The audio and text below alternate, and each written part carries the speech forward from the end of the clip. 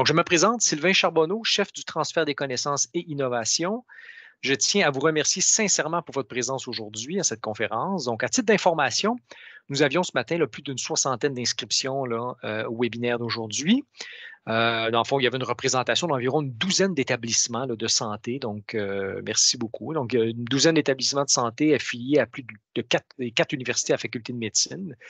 Bienvenue également à des représentants de certaines instances gouvernementales fédérales et provinciales, dont le ministère de la Santé et des Services sociaux du Québec. Donc, bienvenue. Et certains également représentants de l'industrie privée. Donc, merci de votre présence. Bienvenue à cette conférence. Et aussi, merci de contribuer à ce rayonnement des connaissances et de la science. C'est grâce à vous, notamment, et également, évidemment, aux conférenciers et conférencières de ces activités de transfert des connaissances. C'est grâce à vous que c'est un succès, essentiellement. Donc, nous constatons que l'intérêt pour ce type d'événement est bien présent et nous incite, dans le fond, à poursuivre nos efforts en ce sens. Ces conférences sont rendues possibles grâce à l'appui du CIUS de l'Ouest de l'île de Montréal, du Centre de recherche St. Mary's et de la Direction des affaires universitaires, enseignement et recherche, ainsi que de l'unité en transfert des connaissances synaptiques. Dans le fond, je profite également pour remercier toutes les personnes qui ont contribué à participer notamment à l'implantation et à la mise en œuvre de ces conférences.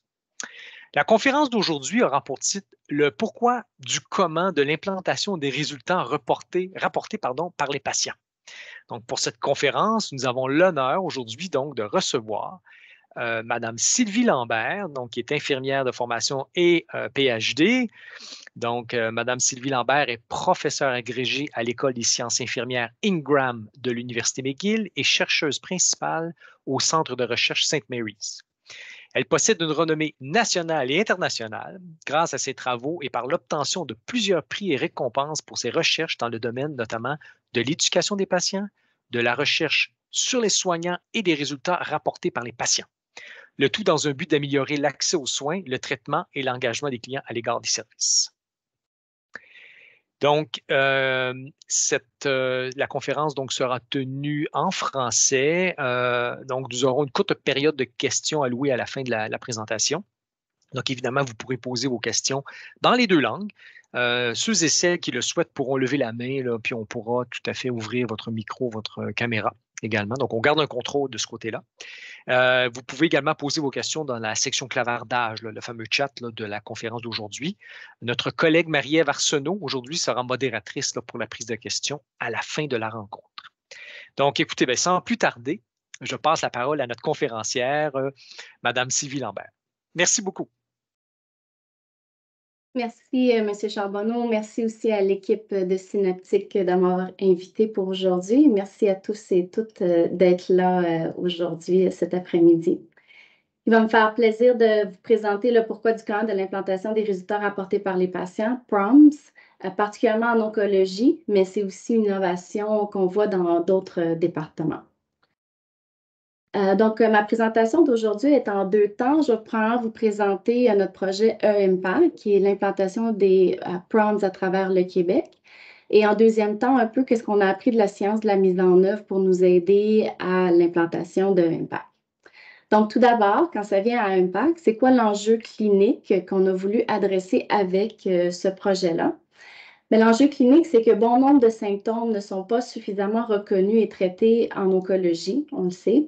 Et on voit cet enjeu-là clinique bien identifié par les courbes que vous voyez en ce moment sur la diapositive. La courbe orange que vous voyez sur les diapositives, c'est le nombre de patients qui rapportent un certain symptôme. Les courbes bleues que vous voyez, c'est le nombre de patients que les cliniciens reportent avoir ce même symptôme. Il y a deux constats à faire lorsqu'on voit les courbes. Premièrement, la ligne orange est toujours au-dessus de la ligne bleue. Donc, il y a toujours plus de patients qui reportent un symptôme que ce qui est reporté par les cliniciens. Le deuxième constat, c'est que la différence entre la ligne orange et la ligne bleue est plus grande pour certains symptômes qu'on pourrait caractériser comme étant plus subjectifs. Donc, peut-être qu'on ne voit pas tout de suite après ma barre lorsqu'un patient rentre pour la consultation, tels que peut-être la nausée ou la fatigue. On sait maintenant que sous-estimer la sévérité des symptômes vécus par les patients peut être coûteux à la fois pour le patient, au point de vue de son jour le jour, mais aussi pour le système de santé. Et jusqu'à certains points, cette lourdeur ou cette gravité de symptômes peut être évitable. Il y a plusieurs solutions qu'on pourrait considérer. Celle que nous, on a considérée pour améliorer la détection des symptômes, c'est l'utilisation des résultats rapportés par les patients, RRP ou PROMS. Les PROMS, c'est une mesure basée sur un rapport provenant directement du patient.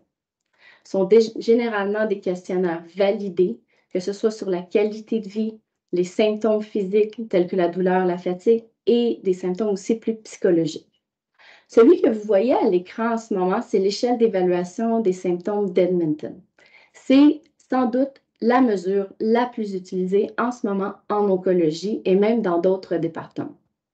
Est-ce que c'est la seule? Non, il y en a plusieurs, mais c'est définitivement celui qui est le plus utilisé et aussi qu'on a le plus de données probantes par rapport à qu'est-ce que ça veut dire d'avoir un 3 sur 10 quand ça vient à une réponse clinique. Est-ce qu'il faut faire un référencement vers d'autres services si c'est un 3, un 6? Donc, on a beaucoup de données probantes nous aidant, nous guidant à savoir c'est quoi la signification clinique des différents scores du 0 à 10. C'est une échelle qui est utilisée au Québec, au Canada, mais au point de vue aussi international. Mais mettre en œuvre les PROMS est beaucoup plus facile à dire qu'à faire. C'est qui répond, quand est-ce qu'on demande aux patients de compléter ces questionnaires, à quelle fréquence, à toutes les semaines, à toutes les 2 semaines, c'est quoi les services qui sont disponibles après. Des fois, on m'a dit, ben moi, on peut pas demander pour l'anxiété ou pour la dépression parce que j'ai pas d'équipe pour répondre si on sait que c'est un 7 sur 10. Souvent, des fois, on se pose quel questionnaire qu'on devrait utiliser et comment devons-nous communiquer ces questionnaires-là aux patients. Donc, on me demande, ben, étant donné tout ça, toutes ces questions-là, est-ce que ça vaut vraiment la peine d'intégrer dans les soins en oncologie ou même dans d'autres départements la collecte des PROMS?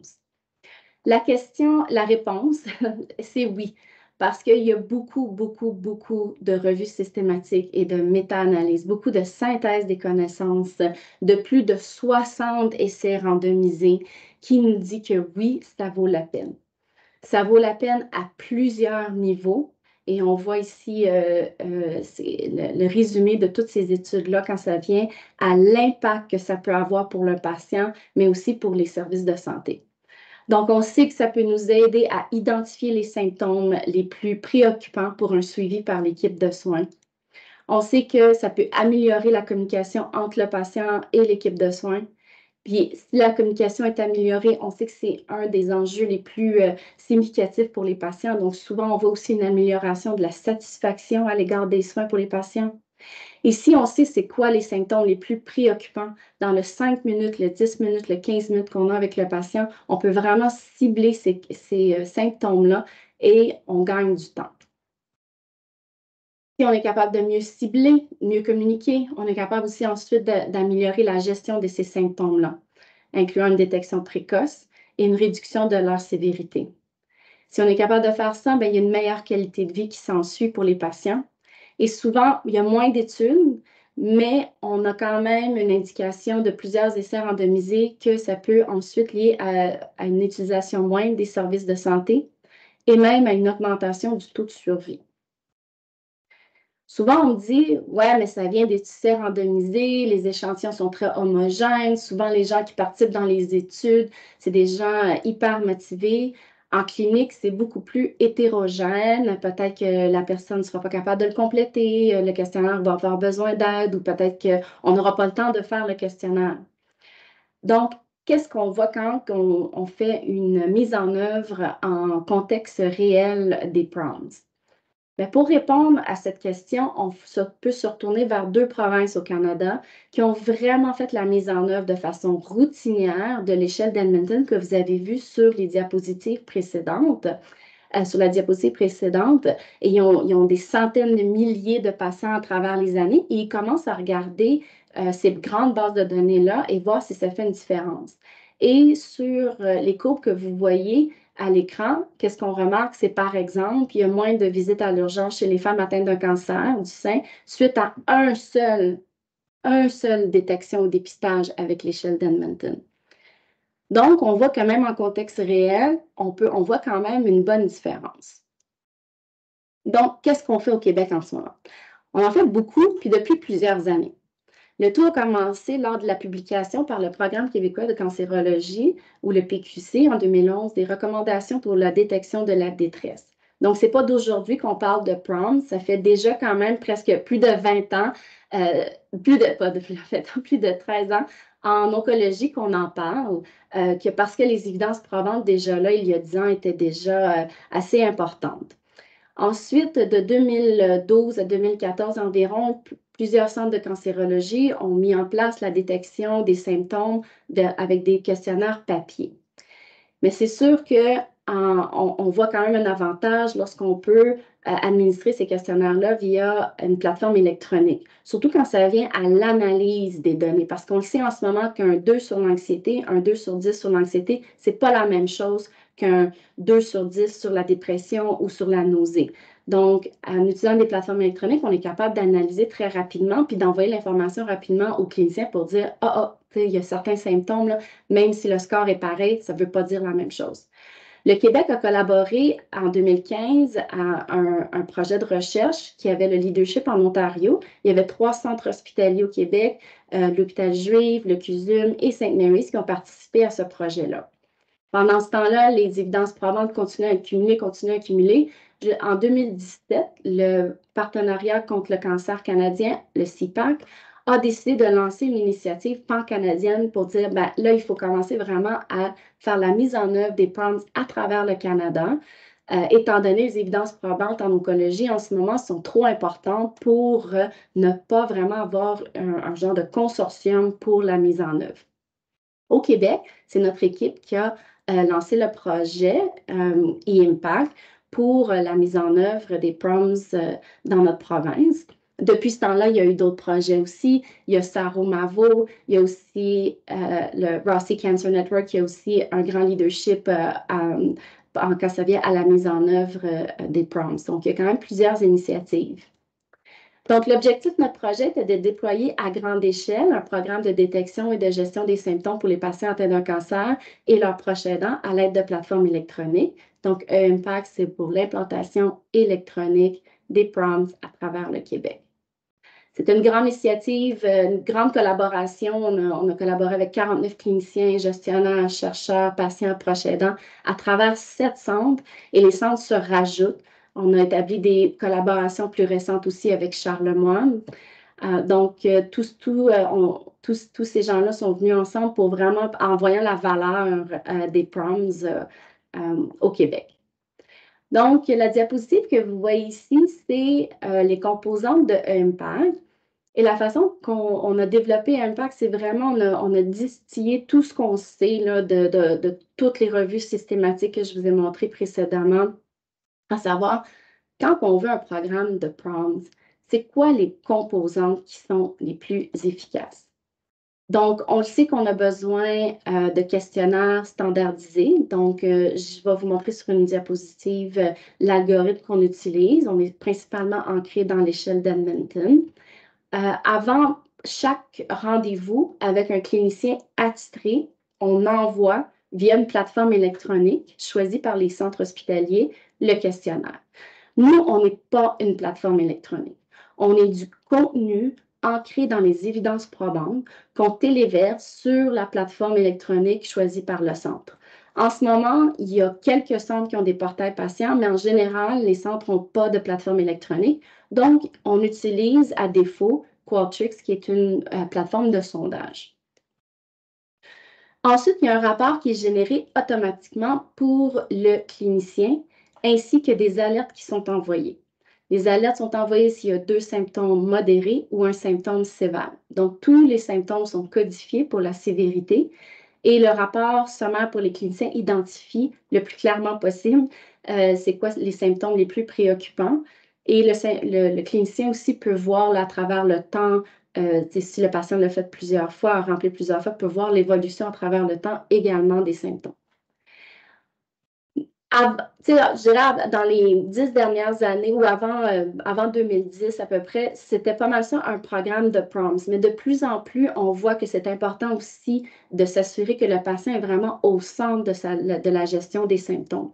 Donc, pour nous, on a rajouté une composante très importante qui est de donner le rapport sommaire aussi au patient. Le patient reçoit les mêmes données que le clinicien, mais de façon plus interprétable avec des explications.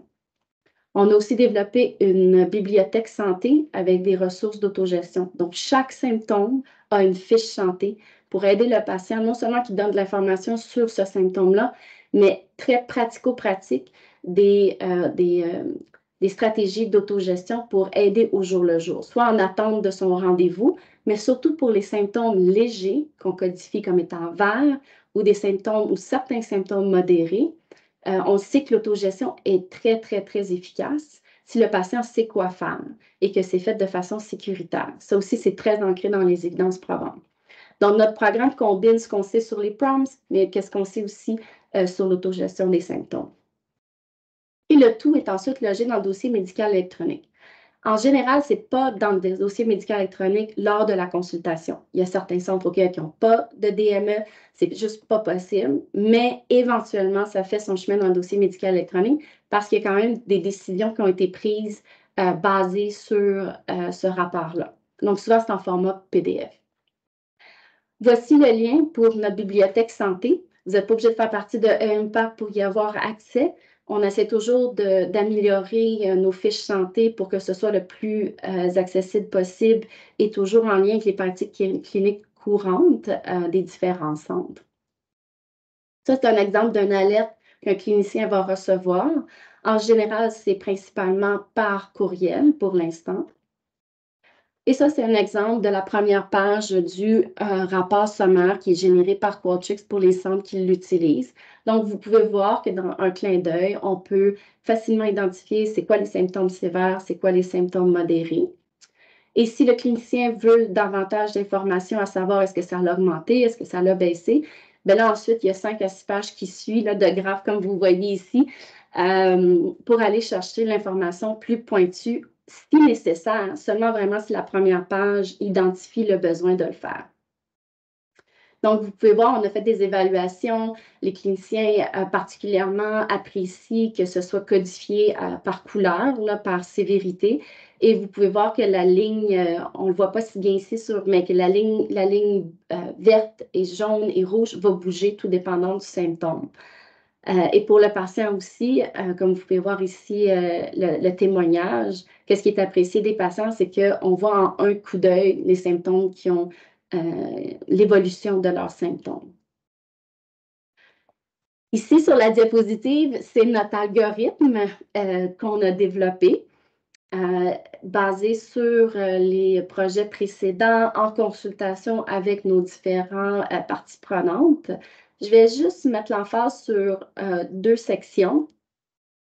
Donc, tous les rendez-vous avec le clinicien attitré, les patients complètent le thermomètre de la détresse, l'échelle d'Edmonton et également certaines questions du Pro-CTCAE. À tous les 30 jours, ils complètent ensuite une liste de difficultés sociales. Pour certains des symptômes, pour éviter trop de faux positifs, parce qu'on dit souvent, mais si lui, ça n'a pas de bon sens, le nombre de gens qui vont coder 2 ou 3, puis moi, je vais recevoir des alertes. Pour certains symptômes, on donne une échelle pour essayer de diminuer les faux positifs.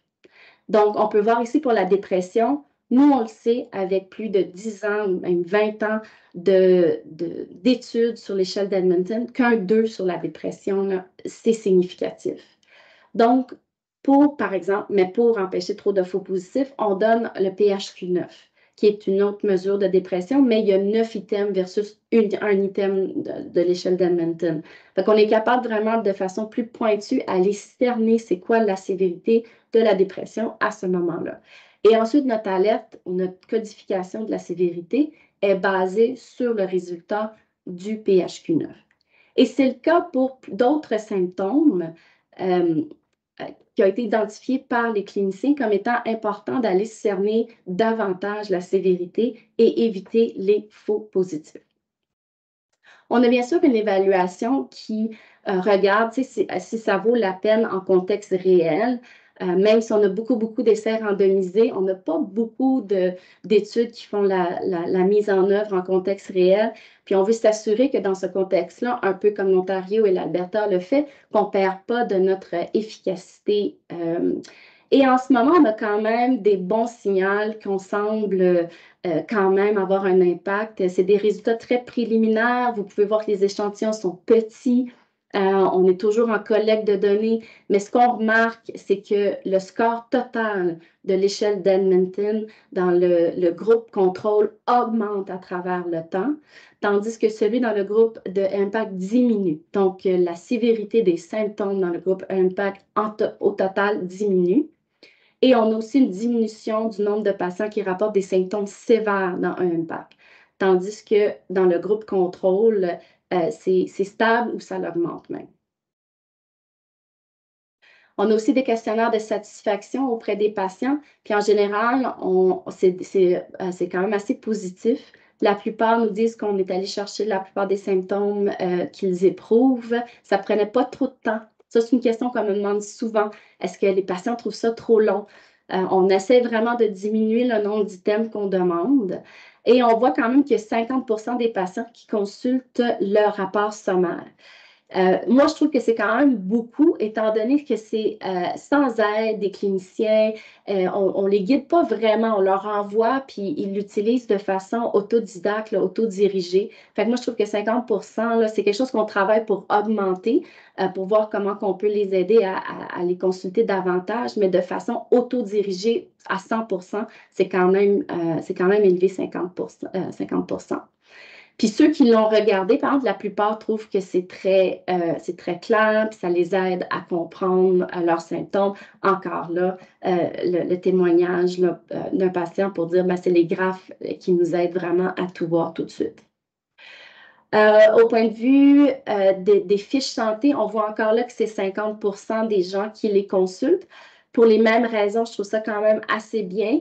On essaie encore là de mettre des stratégies pour que les cliniciens, c'est très important pour les patients, que les cliniciens disent « Je suis au courant de la fiche santé et je vous le recommande ». On augmenterait là, de façon très significative le nombre de patients qui vont voir la fiche santé. Donc, on essaie de mettre ça en place, mais encore là, de façon très autodirigée, 50%, on trouve ça bien. Et en général, les gens qui vont les consulter apprennent une nouvelle façon de gérer leurs symptômes. Et pour moi, c'est ça mon but ultime. C'est que si le patient éprouve un certain symptôme et que l'autogestion est appropriée, ce n'est pas toujours approprié, mais si ce l'est, qu'il y ait l'information au bout de ses doigts. On a aussi de la rétroaction de certains cliniciens qui trouvent que c'est un système très puissant quand ça vient à détecter les symptômes. Ça favorise vraiment, ils voient que ça favorise les soins centrés sur la personne. C'est en général bien intégré dans le processus clinique et aussi, ils reconnaissent que ça optimise le temps du rendez-vous. Donc, on semble voir les avantages qu'on a vus dans les études randomisées. Donc, pour nous, c'est très encourageant parce que c'est en contexte réel. Ce n'est pas toujours parfait, mais c'est le cas, mais on voit quand même on espère en tout cas qu'on ne perdra pas trop de l'efficacité.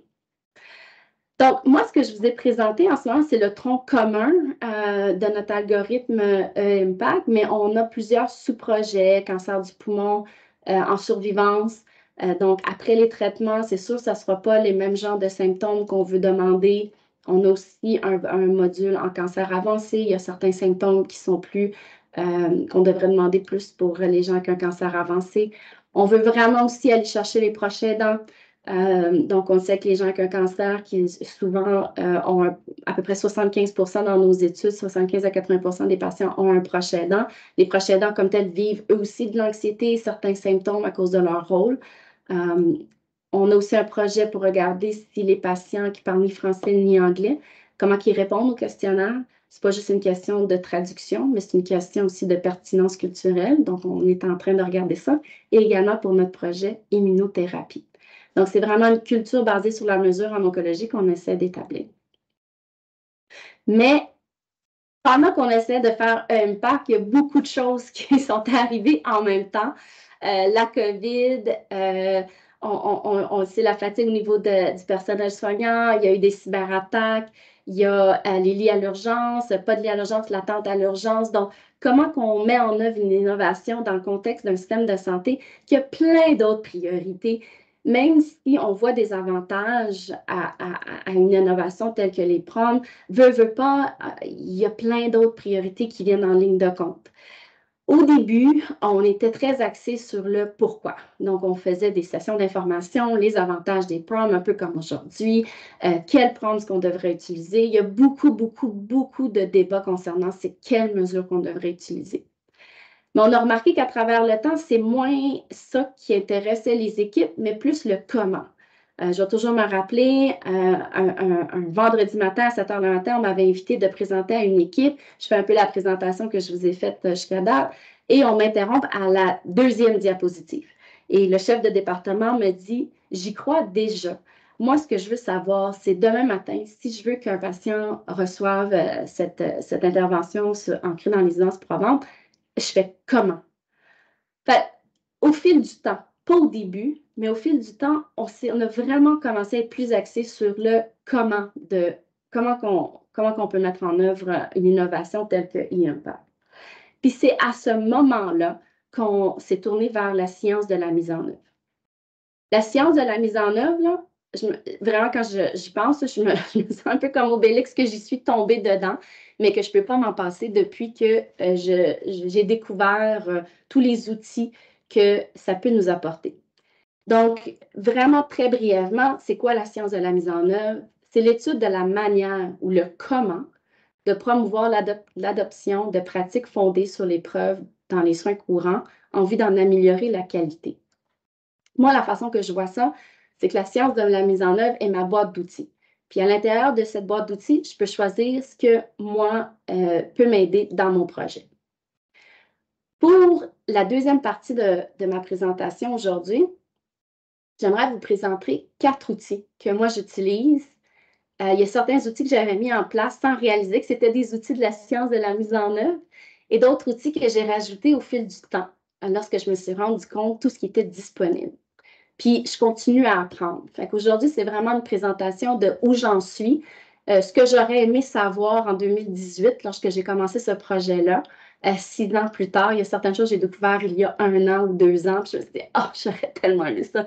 Ça m'aurait sauvé du temps si j'avais su. Donc, c'est un peu ça que je vais vous présenter. Fait que j'ai 4 outils. Mon premier outil, c'est de choisir un cadre théorique approprié pour guider le processus. Un cadre théorique approprié pour évaluer le processus de la mise en œuvre pour le numéro 1. Pour le numéro 2, c'est choisir un cadre théorique approprié pour évaluer les obstacles à la mise en œuvre. Ensuite, envoyer un sondage aux parties prenantes pour évaluer les obstacles. Et ensuite, choisir avec discernement les stratégies de mise en œuvre. Enfin, je vais passer à travers chacun de mes outils. Donc, le premier, c'est de choisir un cadre théorique de processus de mise en œuvre. Puis, ça reste, je sais qu'on utilise le mot théorique, là, mais ça reste que c'est très pratico-pratique. Donc, pourquoi? Fait que celui que nous, on a choisi, c'est le cycle d'action du modèle du cycle des connaissances à la pratique. En résumé, tout ce que vous voyez à l'intérieur du cercle rouge, c'est le développement des connaissances. Donc, c'est les connaissances issues de la recherche, c'est des synthèses de connaissances que je vous ai présentées, par exemple, sur la diapositive précédente. Moi, ce n'est pas de ça qu'on parle. Qu'est-ce qu'on parle? C'est à l'extérieur du cercle rouge, c'est le cycle d'action. Donc, comment qu'on peut mettre en œuvre ou c'est quoi les étapes à la mise en œuvre? Puis la raison pourquoi c'est aidant d'avoir ce genre de step by step, de guide par étape, c'est parce que c'est facile lorsqu'on commence de se perdre, de prendre des détours, de revenir, de se faire distraire par quelque chose d'autre. Fait que moi, je trouve que ce cadre-là est vraiment, nous aide à avoir une voie très claire et pour chaque étape de la mise en œuvre, nous aider à rester focusé sur le projet puis sur la mise en œuvre. Je vais juste me concentrer pour ma présentation sur les 4 premières étapes, mais particulièrement sur l'étape 3 et 4, parce que c'est là que j'ai appris le plus dans les derniers 2 ans, C'est là que j'ai plus de sujets déçus à vous partager. Fait qu'on va juste y aller rondement pour les premières étapes. Donc, la première étape de ce cadre-là, c'est de cerner le besoin ou cerner, examiner, choisir les connaissances. Sûrement comme moi, vous avez plusieurs projets où cette étape-là est quand même un peu prédéterminée, que ce soit un projet du ministère. Pour nous, c'était le partenariat canadien contre le cancer, était axé sur les PROMS. Il n'y avait pas d'autre choix, c'était ça le but. Puis des fois, nous, pour des subventions, c'est la même chose. Voici que c'est prédéterminé. C'est quoi le besoin dans le fond, puis c'est quoi les connaissances qu'on va choisir de mettre en œuvre. Fait que pour nous, ça a été quand même assez rapide.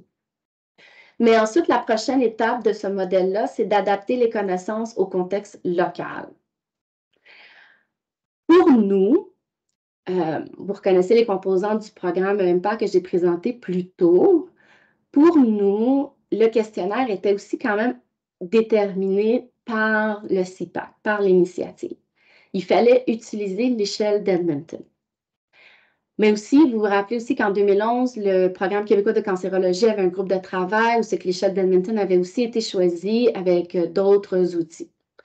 Fait que pour nous, on a décidé de prendre ça comme levier et c'est les questionnaires qui ont été choisis. Fait que ça aussi, ça a été vite.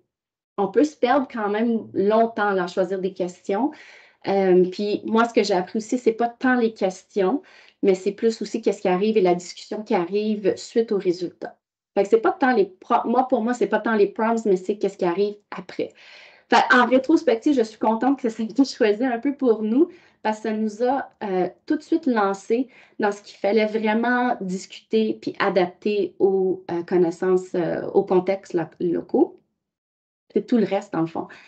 Ça, c'était vraiment très flexible avec l'initiative et ça n'avait pas vraiment été travaillé avec les équipes à prime abord.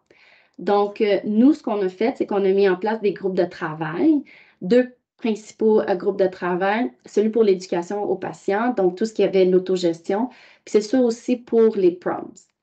C'est durant ces discussions-là qu'on a découvert c'est quoi les requis pour les différentes disciplines.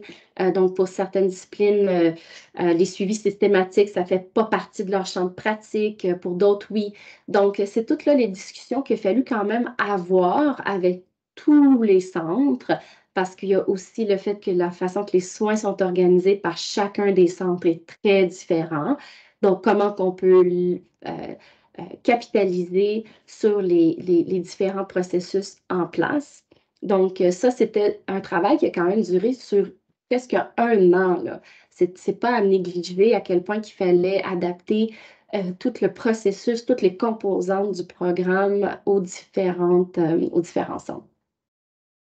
Mais là, une fois qu'on est sorti, ou en même temps, c'est pour ça que aussi la flèche va des deux sens, là, mais la prochaine étape, c'est vraiment d'évaluer les obstacles et les facilitateurs à la mise en œuvre.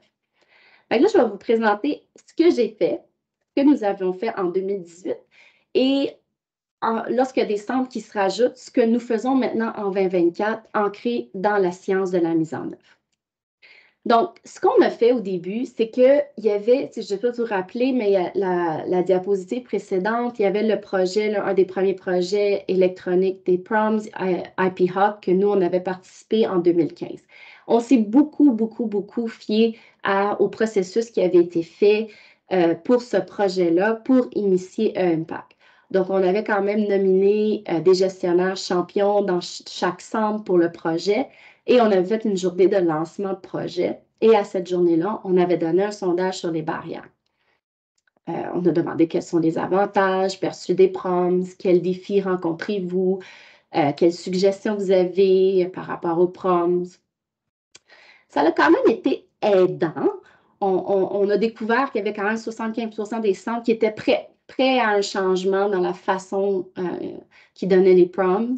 Puis en général, 34% trouvaient que peut-être qu'on peut faire plus pour essayer de supporter les patients dans la gestion de leurs symptômes. Fait que ça, c'était quand même important parce que EMPAC, avec toute la composante centrée sur le patient, c'était quand même nouveau.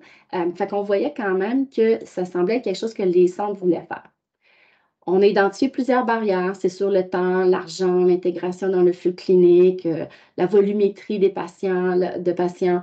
Donc, ça nous a donné quand même un peu d'indication.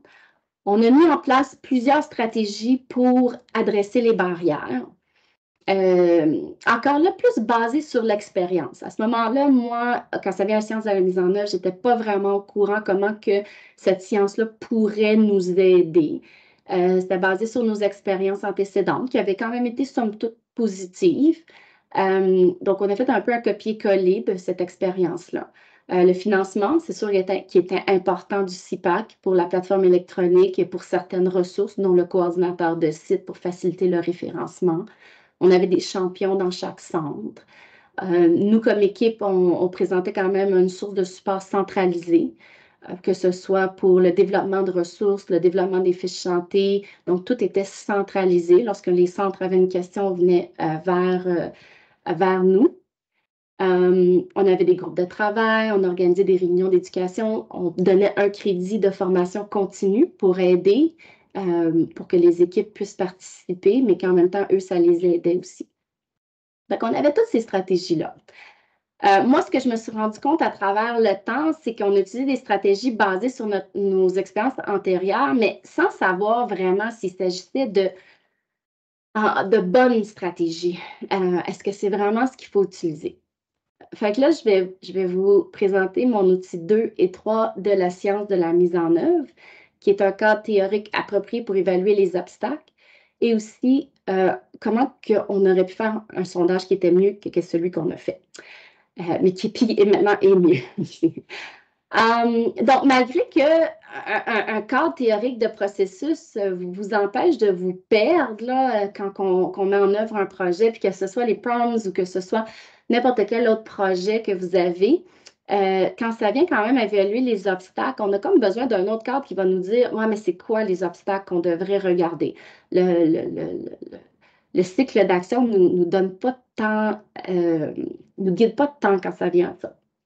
Fait que moi, j'aimerais vous présenter le cadre que nous, on a utilisé. Puis encore là, ça fait peut-être juste 2 ans qu'on l'utilise ou qu'on a lu sur ce cadre-là. C'est le Consolidated Framework for Implementation Research. Et ce cadre-là présente quand même 48 barrières. Moi, j'en avais pas considéré 48 là, quand on a fait notre sondage. Puis, elles ne sont pas nécessairement toutes pertinentes, là. Vous pouvez voir qu'il y a différentes catégories de barrières. Est-ce que la barrière est par rapport à l'intervention? L'intervention est peut-être trop complexe. Peut-être que c'est le processus. Peut-être que c'est les caractéristiques des individus. Peut-être que c'est les caractéristiques du milieu ou peut-être que c'est même des politiques de santé. Fait que moi, quand j'ai lu ce cadre-là, ça faisait déjà là, plusieurs années que je travaillais avec Impact, les équipes me revenaient. Mais ce cadre-là m'a permis de vraiment mettre un libellé sur ce que j'entendais des équipes. Ça m'a vraiment aidé à catégoriser mes barrières, puis à me dire, c'est ça qu'il voulait dire, puis vraiment être capable d'avoir une vue complète de c'est quoi les barrières. Il n'y en a pas 48 qui s'appliquent à notre projet. Là. Il y a un sous-groupe de ça qui s'applique à notre projet. J'ai mis le code QR sur la diapositive, comme ça, vous pouvez aller voir si c'est un cadre théorique qui peut vous aider. Puis encore là, pour moi, c'est pratico-pratique parce que ça m'aide à un début d'un projet. Lorsque j'ai ma première rencontre d'équipe, est-ce que c'est certaines barrières avec lesquelles que je devrais discuter? Ça peut être un sondage, ça peut être lors de vos discussions, ça peut être après les discussions pour vous aider à consolider qu'est-ce qui a été nommé, qu'est-ce qui a été dit par les différentes équipes. Mais moi, ça m'aide à faire du ménage dans tout ce que j'entendais, puis vraiment d'être capable de façon systématique ensuite de regarder barrière par barrière. On a complètement réorganisé notre sondage en fonction de ces barrières-là.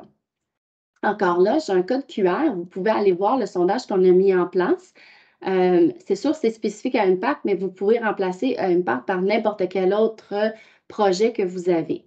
Là, nous, qu'est-ce qu'on a fait? Dès qu'un site se rajoute à Impact, on leur envoie le sondage. Pas seulement aux champions, c'est ça qu'on a fait au début, mais à tout le monde. À tout le monde qu'on pense de près ou de proche peut avoir un impact sur la mise en œuvre du projet. Des fois, c'est un lunch and learn, on offre un lunch, les gens remplissent le sondage pendant ce temps-là. C'est sûr qu'il faut être créatif parce que ça prend quand même du temps, mais on essaie vraiment de faire un levier avec l'infrastructure qui existe déjà. De façon très pratico-pratique, qu'est-ce que ça m'a donné à moi de faire ce sondage-là? Bien, vous pouvez voir certains résultats en la diapositive. Donc, moi, j'ai une section du sondage qui est axée à savoir, bon, ben, est-ce que les barrières sont par rapport à l'intervention comme telle? Est-ce que E-Impact en tant que tel est un problème? Fait qu'on demande le programme E-Impact pour la détection des symptômes via une plateforme électronique, est soutenu par mon expérience, unique, clinique avec les patients, est conforme à l'opinion des experts, sans présenter plus d'avantages que de désavantages. Vous pouvez voir que là, les résultats que j'ai sont en vert. En général, 80 c'est pas si pire. Mais là, quand on vient à le plan de mise en œuvre du projet E-Impact pour la détection des symptômes via une plateforme électronique, identifie les rôles et les responsabilités de tous, décrit clairement les tâches et les échéances. Là, j'ai un problème parce que là, c'est seulement 40 des gens qui sont d'accord avec ça. Mais là, moi, j'avais construit mon sondage en fonction de mon cadre théorique. Fait que moi, je sais tout de suite que c'est dans le processus de la planification mon problème. Fait que là, vous allez me dire, ouais, puis, mon dernier outil de mise en œuvre, c'est qu'une fois que je sais mes barrières, la mise en œuvre dit, bien, ta prochaine étape, c'est de mettre des stratégies en place ou des méthodes, des plans, des techniques pour adresser ces barrières-là. Et on a une liste de 73, j'ai plus de 50 stratégies de mise en œuvre, vous pouvez suivre le code QR, qui va vous amener à un document Word qui explique 73 différentes stratégies. Encore là, on n'utilise pas les 73, mais ça me dit, pour certaines barrières, c'est quoi que je peux considérer comme méthode, comme technique, comme plan, pour m'aider à adresser ces barrières-là. Pour moi, qu'est-ce que ça le fait? C'est qu'on a tendance à surutiliser certaines stratégies sans ça. On utilise souvent des sessions d'information, des rappels, du audit feedback, des champions.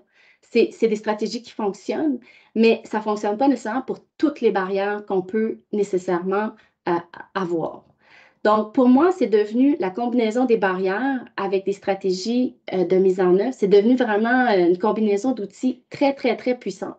Parce qu'au lieu de juste dire, ben, mon gut feeling me dit que je vais faire une session d'information ou basé sur mon expérience, je vais faire une session d'information, on commence à être un peu plus ancré dans les évidences probantes pour se dire, ben, pour telle stratégie, c'est une science en évolution, là. On ne sait pas exactement que c'est, bon, ben, cet obstacle-là, cette stratégie-là, mais de plus en plus, on sait quelle stratégie qui semble, en tout cas, plus appropriée pour certaines barrières. Puis ici, j'ai une vidéo qui va vous montrer un de ces outils-là pour vous aider à savoir pour quelle barrière, quelle est la stratégie qui peut vous aider.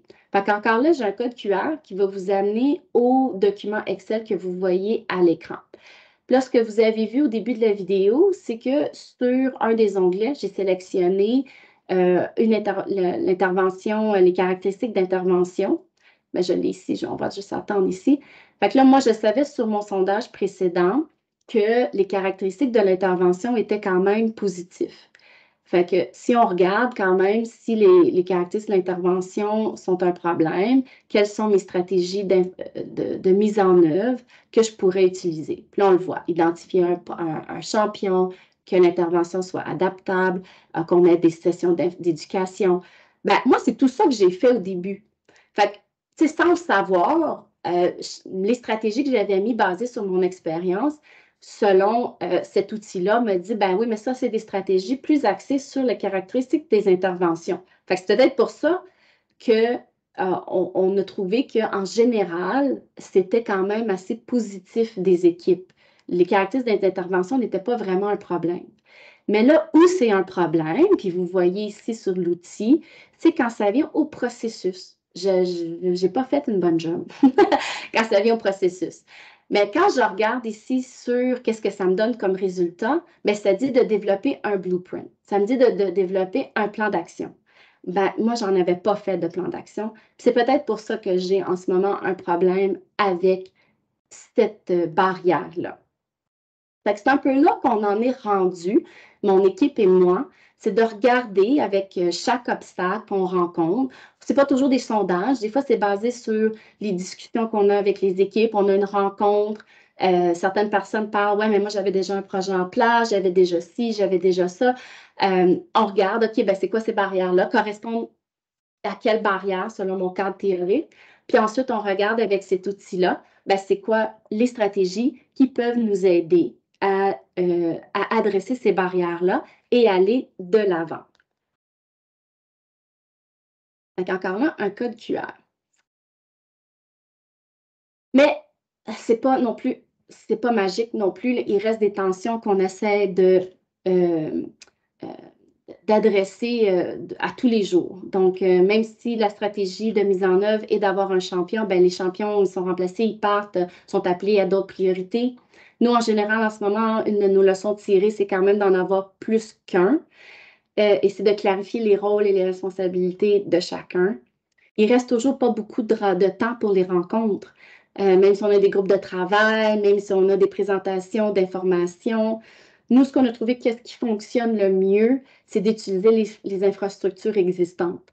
Juste hier, j'avais un atelier pour le co-développement de l'algorithme sur l'immunothérapie dans un des centres. Ben, c'était de 3 à 4 parce que de 3 à 4, c'est toujours leur session d'éducation ou c'est leur ground rounds ou c'est... Donc, c'est ça qu'on utilise. Ça fonctionne très, très, très, très bien parce qu'il y a beaucoup de gens qui se présentent et il y a des bonnes conversations, des bonnes discussions.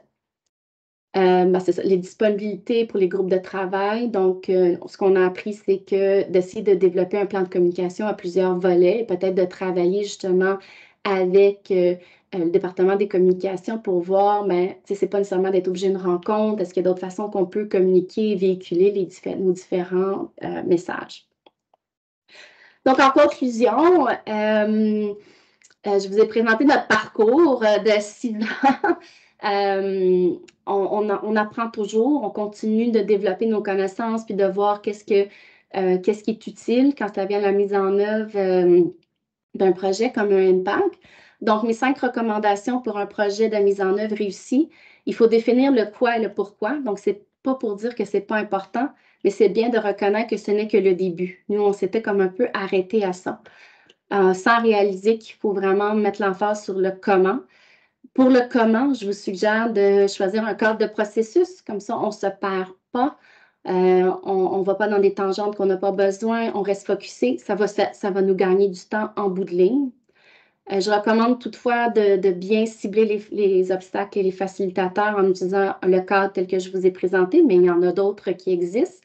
Moi, j'ai juste trouvé que celui-là couvrait très... Quand je l'ai découvert, j'étais comme « Ah, OK, c'est pas juste moi, là. » Il y en a d'autres qui ont trouvé la même chose. Fait que moi, c'est pour ça que je suis allée vers ce cadre-là pour mes obstacles. De développer un sondage pour bien cerner les obstacles. Vous avez l'exemple que je vous ai donné. Vous pouvez changer impact pour les autres projets que vous avez. N'hésitez pas à nous contacter, là, ça va nous faire plaisir aussi d'aider. Identifiez vos stratégies de mise en œuvre. Prenez en garde de surutiliser certaines stratégies. Oui, il y en a là, des classiques, des sessions d'information, des champions, le audit et feedback. C'est sûr, mais il y en a d'autres aussi. Et n'oubliez pas, il faut quand même opérationnaliser les stratégies de mise en œuvre. C'est là que nous, notre équipe, on en est dans notre développement et d'utilisation de la science de la mise en œuvre. Donc, un énorme merci.